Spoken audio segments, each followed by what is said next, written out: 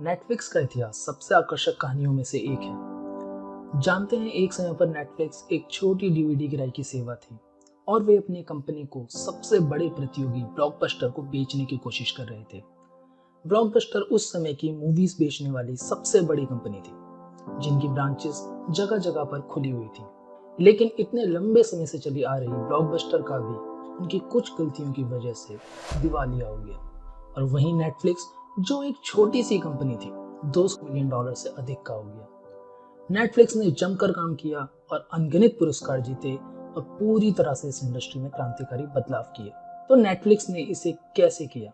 और सबसे ज्यादा महत्वपूर्ण सवाल ये है कि आज इतनी बड़ी कंपनी होने के बावजूद भी नेटफ्लिक्स गहरे संकट में क्यों है?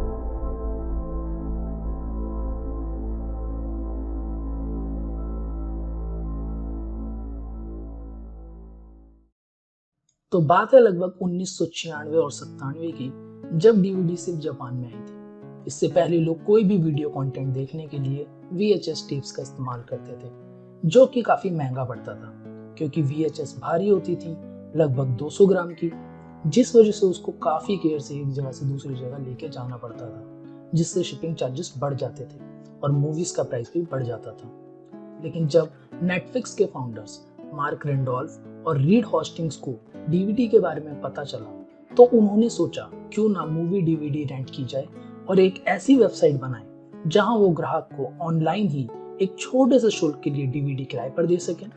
ग्राहक अपनी पसंद की मूवीज चुने और नेटफ्लिक्स उन्हें डीवीडी उनके एड्रेस पर ही मेल करे और कुछ ही दिनों में घर पर बैठे बैठे ग्राहक को उसकी पसंदीदा मूवी की डीवीडी घर पर ही मिल जाए।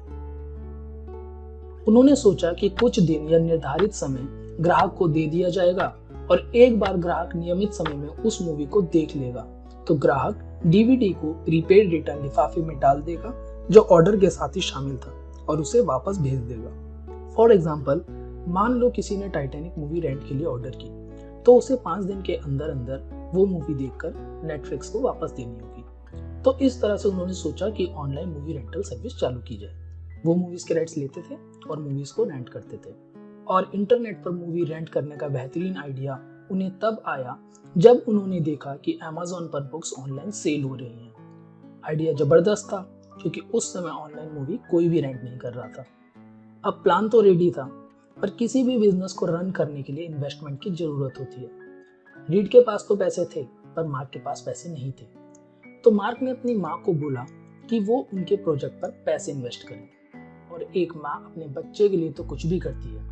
तो इस तरह से रीड और मार्क ने कुछ पैसे जोड़े और एक छोटा सा सेकंड हैंड फर्नीचर के साथ ऑफिस खोल लिया। उन्होंने एक छोटी सी टीम बनाई और वो काम पर लग गए, और कुछ ही महीनों में उनकी वेबसाइट बनकर तैयार हो गई। वेबसाइट बनते हुए नेटफ्लिक्स टीम ने खुद ही नेटफ्लिक्स फॉर्म्स बना के अपनी वेबसाइट के बारे में पॉजिटिव रिव्यूज डाले और जी तोड़ कोशिश की कि वेबसाइट वायरल हो जाए। जिस दिन वेबसाइट लॉन्च हुई, मार्क ने सबसे पहला ऑर्डर खुद किया, और कुछ ही समय में नेटफ्लिक्स के पास इतने सारे विजिटर्स आ गए कि 15 मिनट के अंदर अंदर उनकी वेबसाइट ही क्रैश हो गई। उस समय क्लाउडिंग होस्टिंग तो थी नहीं, इसलिए उन्हें खुद जाकर सर्वर खरीदने पड़े ताकि वेबसाइट वापस से लाइव हो जाए।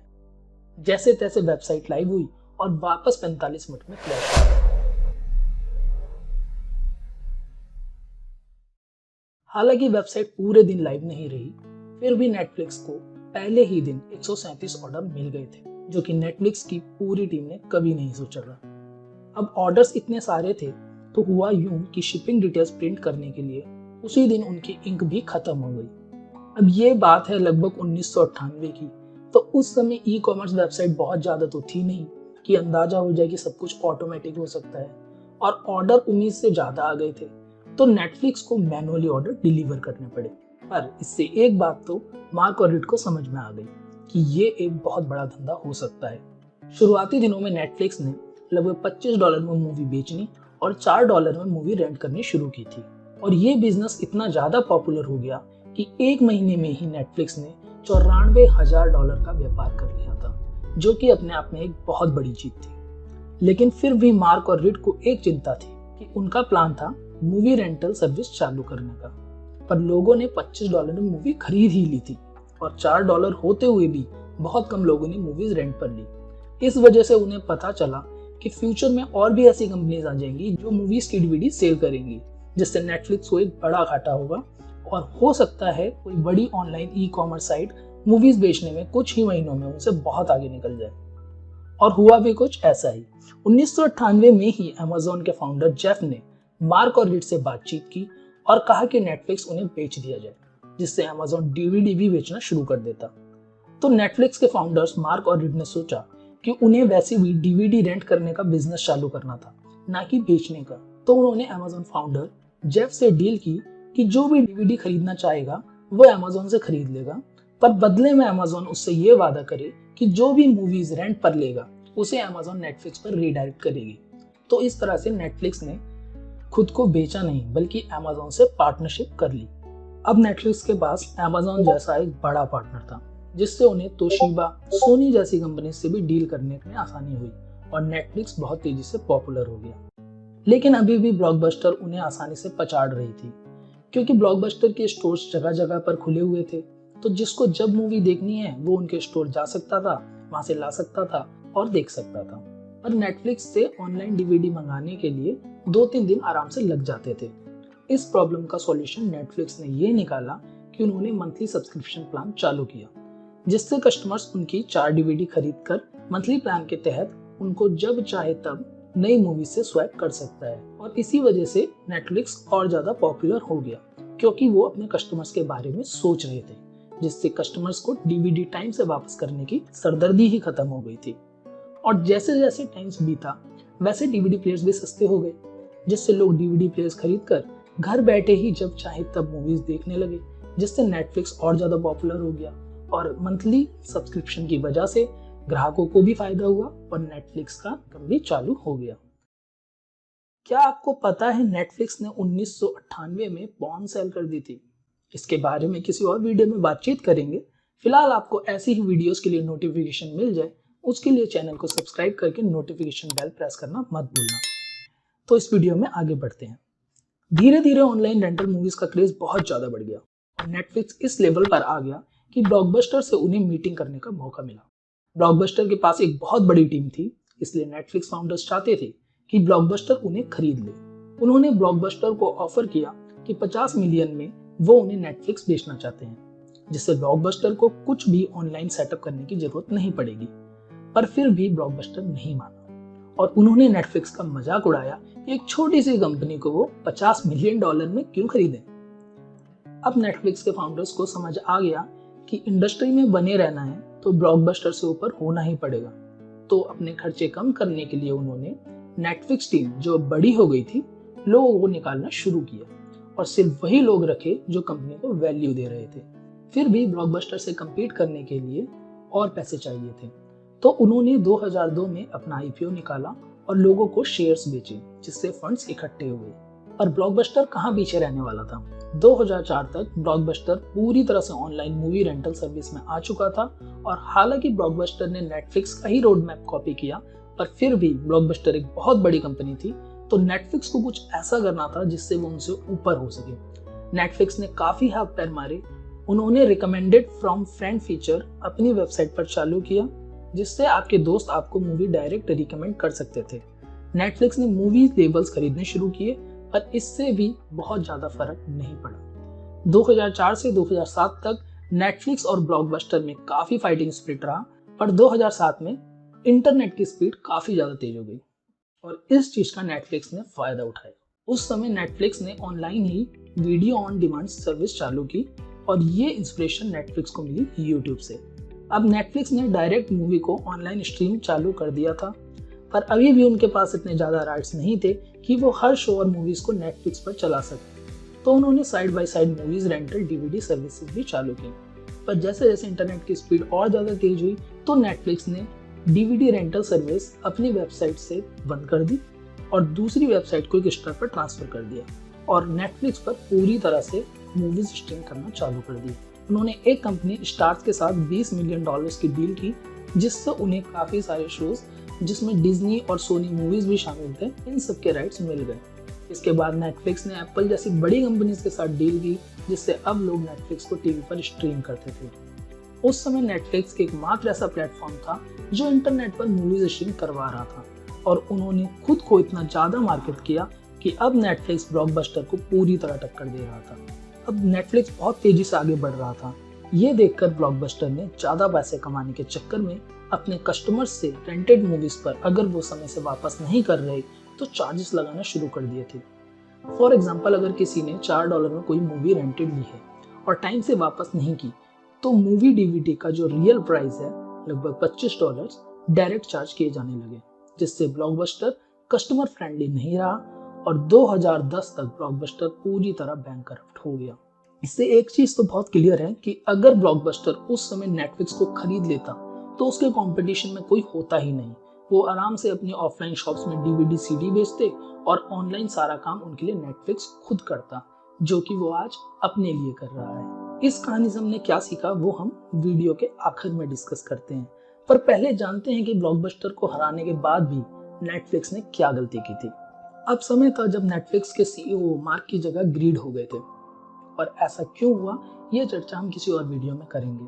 तो जब नेटफ्लिक्स ने स्ट्रीम सर्विस चालू की थी तो वो मंथली $10 चार्ज करते थे रेंटल डीवीडीज और ऑनलाइन स्ट्रीम सर्विसेज के लिए। पर जब उन्होंने देखा कि वो काफी ज्यादा पॉपुलर हो गए हैं तो उन्होंने रेंटल सर्विस नेटफ्लिक्स से हटाकर क्विकस्टर नाम की एक नई वेबसाइट लॉन्च करके वहां ट्रांसफर कर दी।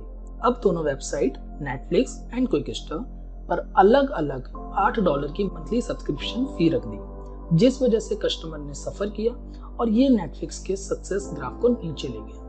इस वजह से रिड ने कैमरा पर आकर माफी मांगी ताकि लोगों का ट्रस्ट नेटफ्लिक्स पर बना रहे और उन्होंने क्विकस्टर को बंद कर दिया। नेटफ्लिक्स के ग्राफ का नीचे गिरने का एक और कारण था कि नेटफ्लिक्स जो मूवीज और शोज अपने प्लेटफॉर्म पर होस्ट करता था उसके कुछ टाइम के लिए राइट्स ले लेता था, जिस वजह से वो उसी टाइम तक नेटफ्लिक्स पर अवेलेबल रहते थे। तो इस चीज को सॉल्व करने के लिए उन्होंने खुद की मूवीज और शोज बनाना शुरू किए ताकि नेटफ्लिक्स पर कंटेंट की कमी ना रहे। और 2013 में नेटफ्लिक्स का first TV show house of cards on air हुआ, जो कि काफी ज्यादा सक्सेसफुल रहा। इस सक्सेस के बाद नेटफ्लिक्स को समझ आ गया था कि अब और स्ट्रीमिंग प्लेटफॉर्म्स मार्केट में आ जाएंगे तो उनके पास वो कंटेंट ना रहे जो नेटफ्लिक्स का खुद का था, तो उन्होंने और ज्यादा ओरिजिनल कंटेंट बनाना शुरू किया। लेकिन नेटफ्लिक्स का प्रॉफिट देखकर बाकी शोज और मूवीज उन्हें काफी महंगे राइट्स बेचने लगे, और जैसे जैसे और भी स्ट्रीमिंग प्लेटफॉर्म्स आए राइट्स और ज्यादा महंगे होने लगे। तो नेटफ्लिक्स ने पूरा फोकस खुद का ओरिजिनल कंटेंट बनाने पर दिया, जो सिर्फ और सिर्फ नेटफ्लिक्स पर ही देखा जा सकता है। नेटफ्लिक्स का खुद का कंटेंट इतना ज्यादा पॉपुलर हुआ कि उन्हें काफी सारे अवार्ड्स भी मिले, जिससे उनके सब्सक्राइबर और ज्यादा बढ़े और उनका प्रॉफिट भी काफी तेजी से बढ़ गया। अब नेटफ्लिक्स इतना ज्यादा डिमांड में आ चुका है जिससे दूसरी कंट्रीज अपने लोकल कंटेंट को डब करके नेटफ्लिक्स पर अपलोड कर रहे हैं, जैसे कोरियाई dramas, squid games, south Indian movies और कुछ सीरीज को तो नेटफ्लिक्स ने खरीद ही लिया है, जैसे मनी हाइस्ट। लेकिन फिर भी आज नेटफ्लिक्स गहरे संकट में है। क्यों? वीडियो कंटिन्यू करते हैं, पर उससे पहले अगर आपको वीडियो पसंद आ रही है तो प्लीज लाइक करें और चैनल को सब्सक्राइब करें। तो नेटफ्लिक्स आज थोड़ा सा मुसीबत में आ गया है, और उसका सबसे पहला कारण है आज इंटरनेट पर बहुत सारे स्ट्रीमिंग प्लेटफॉर्म आ चुके हैं और नेटफ्लिक्स के ब्लूप्रिंट को फॉलो करके वो भी ओरिजिनल कंटेंट बना रहे हैं, जैसे डिज्नी हॉटस्टार। जो भी अब मूवीज और शोज बना रहे हैं उन्हें समझ आ गया है कि राइट्स बेचने के साथ खुद के पास ऐसा कंटेंट होना चाहिए जो एक्सक्लूसिव उन्हीं के वेबसाइट या ऐप पर मिले। इस वजह से लोग नेटफ्लिक्स पर डिपेंड नहीं है। मान लो कि अमेज़न पर कोई मूवी आई है तो लोग प्राइम सब्सक्राइब कर लेंगे साल भर के लिए और किसी एक महीना नेटफ्लिक्स का प्लान ले लेंगे अगर कोई नेटफ्लिक्स का ओरिजिनल कंटेंट देखना है तो हर महीने नेटफ्लिक्स का लोग प्लान नहीं लेंगे, जिससे नेटफ्लिक्स का सक्सेस ग्राफ नीचे गिरेगा। दूसरा कारण है अमेज़न और एप्पल का स्ट्रीम प्लेटफॉर्म पर आना। ये दोनों खुद में इतने बड़े ब्रांड हैं कि ये आसानी से महंगे राइट्स खरीदकर अपने प्लेटफॉर्म पर मूवीज और शोज होस्ट कर सकते हैं। इस बात का अंदाजा सिर्फ इससे लगाया जा सकता है कि नेटफ्लिक्स खुद अमेज़न की वेब सर्विसेज यूज करता है। तीसरा कारण है डिज्नी और मार्वल का नेटफ्लिक्स से एग्जिट होना। पहले नेटफ्लिक्स पर डिज्नी और मार्वल का बहुत सारा कंटेंट था, पर आज नेटफ्लिक्स पर अवेलेबल नहीं है। हो सकता है इसी वजह से 2022 में नेटफ्लिक्स अपने बहुत सारे सब्सक्राइबर भी लूज कर दिए। चौथा कारण है पहले नेटफ्लिक्स में शेयर प्लान अवेलेबल था, जो कि हो सकता है अप्रैल से पूरी तरह बंद हो जाए, और नेटफ्लिक्स ने ऐसा किया लॉस कवर करने के लिए और ज्यादा पैसा कमाने के लिए, जिससे हो सकता है और ज्यादा सब्सक्राइबर लॉस हो जाए और कहीं ना कहीं ये ब्लॉकबस्टर वाली कंज्यूमर अनफ्रेंडली वाली गलती ही है। पांचवा कारण है, अभी तक नेटफ्लिक्स में एड्स डिस्प्ले नहीं होता, पर आने वाले टाइम पर एड्स डिस्प्ले हो सकती हैं, वो भी सब्सक्रिप्शन लेने के बाद। और हो सकता है नेटफ्लिक्स एड ऑन प्लान निकाल दे एड्स को गायब करने के लिए, या फिर कोई दूसरा महंगा प्लान भी निकाल सकता है। और छठा कारण है नेटफ्लिक्स के मैनेजर्स का जल्दी से एम्प्लॉयज को फायर करना। आज इंटरनेट हर घर में है, तो ये बात छुप नहीं सकती कि नेटफ्लिक्स अपने एम्प्लॉयज को बहुत जल्दी फायर कर देता है अगर वो क्रिएटिव ना रहे या जितनी वैल्यू उनसे कंपनी के लिए एक्सपेक्टेड है ना दें। तो कहीं ना कहीं लोगों को ये यूज एंड थ्रो वाली फीलिंग देता है, जो कई लोगों के लिए सही है और कई लोगों के लिए गलत। कह सकते हैं नेटफ्लिक्स आज भी स्ट्रीमिंग प्लेटफॉर्म में सबसे आगे है, पर कब तक? क्योंकि डिज्नी ने भी लगभग 150 मिलियन का सब्सक्राइबर बेस बना लिया है, जबकि गूगल पर जो डाटा अवेलेबल है उस हिसाब से नेटफ्लिक्स का 220 मिलियन सब्सक्राइबर का बेस है। इस पूरी कहानी से हमें एक चीज तो समझ आ गई कि ब्लॉकबस्टर की तरह सिर्फ प्रेजेंट में मत देखो। नेटफ्लिक्स ने दूरदर्शी रखा, एक विजन रखा कि आने वाले समय में क्या हो सकता है और उस हिसाब से काम किया।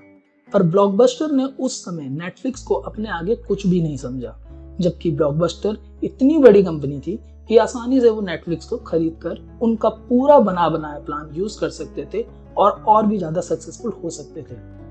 नेटफ्लिक्स ने एक के बाद एक अपनी वेबसाइट में टाइम के साथ चेंजेस किए, जैसे डीवीडी ऑनलाइन बेचा जो उस समय कोई नहीं कर रहा था। उसके बाद वीडियो से स्ट्रीम चालू करना किया, और उस समय उन्होंने अंदाजा भी लगा लिया कि जल्दी ही बहुत सारी कंपनीज वीडियो स्ट्रीम करना चालू कर देंगी। तो उन्होंने इससे पहले से ही खुद का ओरिजिनल कंटेंट बनाना भी शुरू किया और अपने सामने खड़ी पहाड़ जैसी कंपनी ब्लॉकबस्टर को आखिर में पछाड़ दिया। इवन ब्लॉकबस्टर ने 2 बार सामने से आई हुई अपॉर्चुनिटीज को नजरअंदाज किया। जैसे एक बार 1999 में एनरॉन ब्लॉकबस्टर के साथ मिलकर ऑनलाइन स्ट्रीम सर्विस चालू करना चाहती थी, बट वो कॉन्ट्रैक्ट सक्सेसफुल रहा नहीं। अगर वो तब सक्सेसफुल हो जाता तो ब्लॉकबस्टर को कोई हरा ही नहीं सकता था, क्योंकि नेटफ्लिक्स को ऑनलाइन स्ट्रीम सर्विस चालू करने में लगभग 1999 से 8 से 10 साल और ज्यादा लग गए थे।